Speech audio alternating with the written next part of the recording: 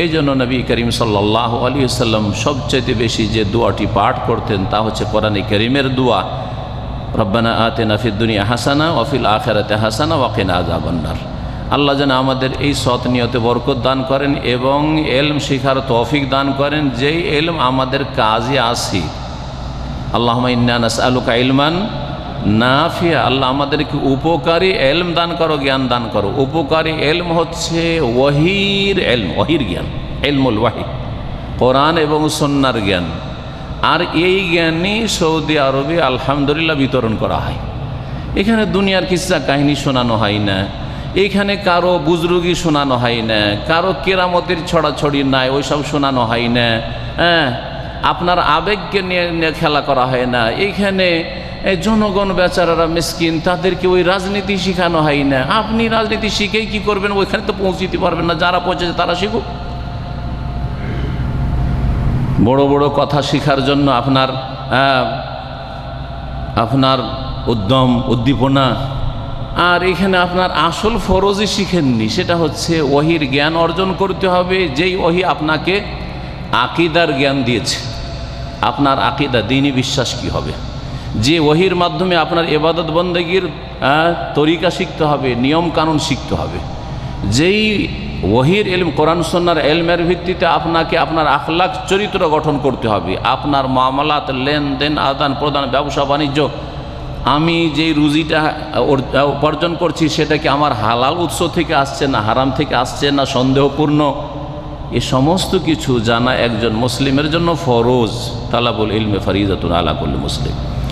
এই উদ্দেশ্যে আমরা হাজির হয়েছি। আল্লাহ যেন আমাদের এই উদ্দেশ্যে সফল করেন এবং আমাদেরকে যেন আল্লাহ উপকারী এলম দান করেন। এলম শিখে থামলে হবে না। এই জন্য সুনানে আবু দাউদের হাদিসে রয়েছে যে ওয়া আমালা মুতাকাব্বিলা, এবং এমন আমলের তৌফিক দান করো, তোমার কাছে এমন আমল চাইছি যেই আমল তোমার কাছে কবুল হয়, তোমার কাছে মকবুল হয়, গৃহীত হয়। এলম আগে চাইলেন যেটা উপকারী, তারপরে এমন আমল আমল শুধু করলে হবে না, আমলটা কি হইতে হবে? কবুল হইতে হবে। আর আমল কবুল হওয়ার জন্য দুটো শর্ত আছে, জানা আছে? কি শর্ত? রোমার লোকেরা বলবেন, রিয়াজের লোকেরা নাই। রিয়াজের ভাইরা বলবেন না। রোমা যে সেন্টার, এই সেন্টারে যারা আসেন তারা বলতে পারেন, অথবা সেন্টারে না এসে দূর থেকেই হয়তো সহি আকিদ আলহামদুলিল্লাহ শিখেছেন এবং সহি আমল শিখেছেন।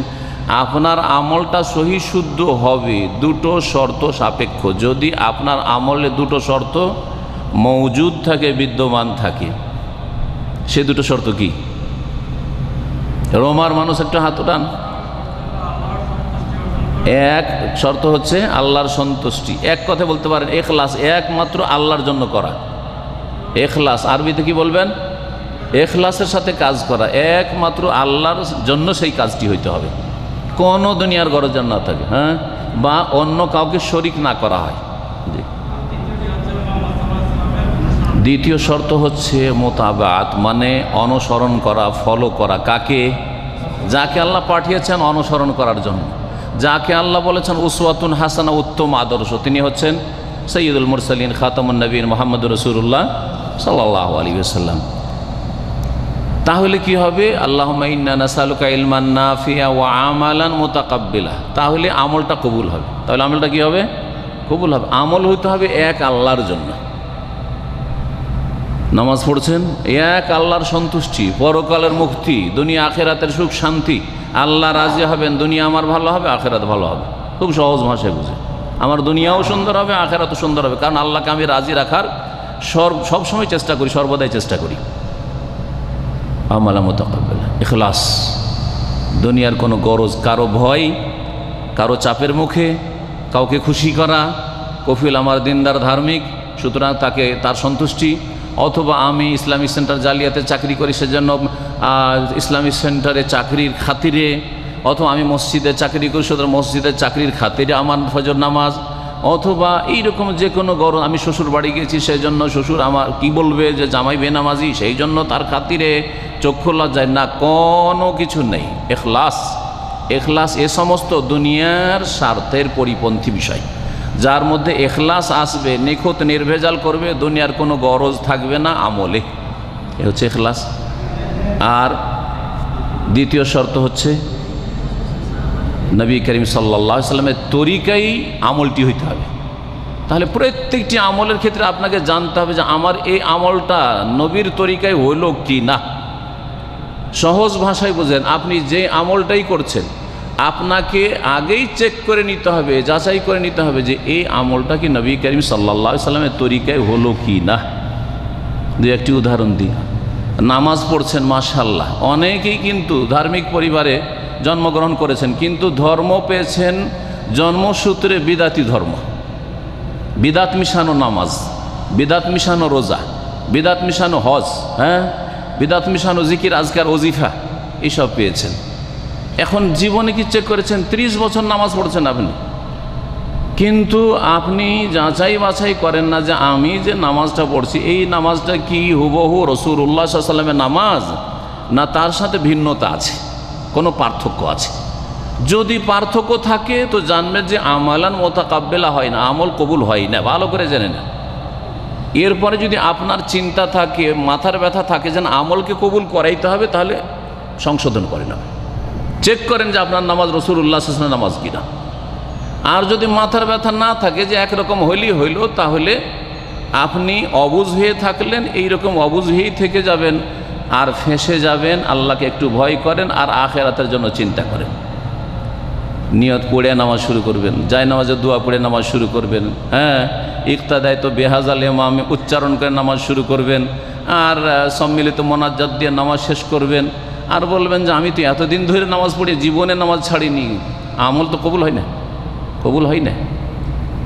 আল্লাহ যেন হেদায়েত দান করেন যারা এই ভুলগুলিতে রয়েছে, তাদের হিতাকাঙ্ক্ষী আমরা, তাদের দরদি, তাদের সংশোধন চাই, তাদের ভুল ধরা উদ্দেশ্য না, তাদের সংশোধন চাই, যাতে করে তারা আমল করে ফেঁসে না যায়। আমলও করলেন, খাটলেন, মেহনত করলেন, বেতন পেলেন না, কত ক্ষতিগ্রস্ত, কত ক্ষতিগ্রস্ত। আপনি বাড়িতে বসে থাকেন, আরামে এসছেন, বসে আছেন 2 মাস 3 মাস 4 মাস, কাজও নেই, বেতন নেই, অত আফসোস হবে না। বাড়িতে দেশে টাকা পয়সা আছে, খাওয়া দাওয়া চলছে, সংসার চলছে, অত টেনশন নেই, আছি। কিন্তু ডিউটি করলেন কমপক্ষে 8 ঘন্টা করে দিনে, বা 10 ঘন্টা 12 ঘন্টা, আর তারপরে বেতন পেলেন না। আমেলাতুন নাসিবা তাসলা নারান হামিয়া। জি হ্যাঁ, দুনিয়ার এইরকম ডিউটি করে বেতন না পেলে কত যে আক্ষেপ হয়, ঠিক তেমনই কিয়ামতের দিনে বিচার দিবসে আক্ষেপ হবে। আমেলা, অনেক লোক রয়েছে, আল্লাহ সূরা গাশিয়াতে বলেছেন, যারা অনেক আমল করেছে, অনেক আমল করেছে, নাসিবা কঠোর পরিশ্রম করেছে, মেহনত করেছে, যেমন তোমার মেহনত না, এর সাথে 17 রাকাত নামাজ পড়েছে। আমরা 7 রাকাত পড়ি, সে 17 রাকাত, আরও 10 রাকাত বেশি পড়েছে আমাদের চাইতে। কথা বুঝতে পেরেছেন? কঠোর পরিশ্রম করেছে, ইশরাক পড়েছে, সলাতুদ দোহা পড়েছে, তাহাজ্জুদ পড়েছে। এবার আওয়াবিনের একটা জাল নামাজ, জানেন না? কেন বললাম সহিগুলোকে? বললাম যে ইশরাক, সলাতুদ দোহা, চাস আর তাহাজ্জুদ বললাম, কারণ ওগুলো পড়েন, ওগুলো পড়ছেন, আলহামদুলিল্লাহ, খুব ভালো, খুশি হন যে আলহামদুলিল্লাহ পড়ছেন, কিন্তু ওইটাও নবীর তরিকায় হইতে হবে। আর আওয়াবিনের নামাজ মাগরিব পড়ে না, মাগরিব পরে কোনো আওয়াবিনের নামাজ নেই, জাল নামাজ এটা।